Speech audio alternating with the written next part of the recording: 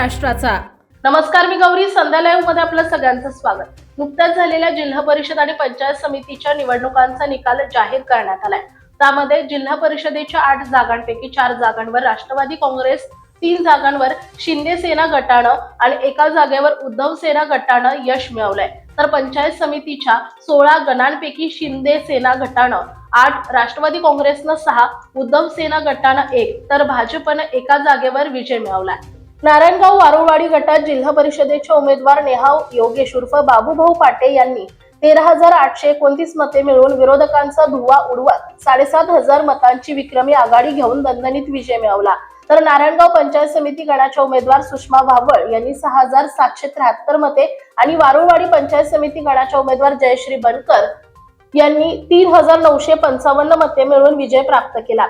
त्याच्या अनुषंगाने नारायणगाव वारुळवाडी परिसरात रॅली काढून फटाक्यांची आतिषबाजी करत गुलाल उधळून आनंद द्विगुणित केला। एकंदरीत बाबू पाटे यांचा दांडगा जनसंपर्क, विकास कामे यामुळे विरोधकांना धूळ चारून चारी मुंड्या चित करत मोठ्या प्रमाणावर त्यांच्या उमेदवारांनी यश संपादन केलंय।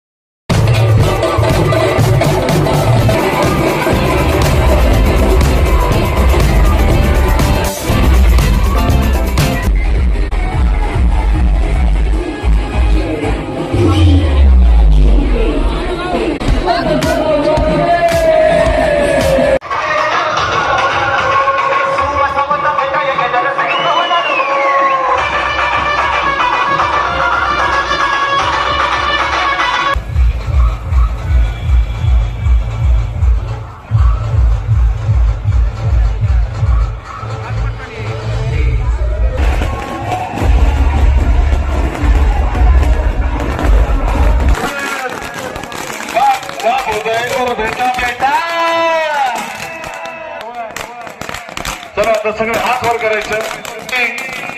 पूर्ण जिल्ह्यामध्ये गाजवलंय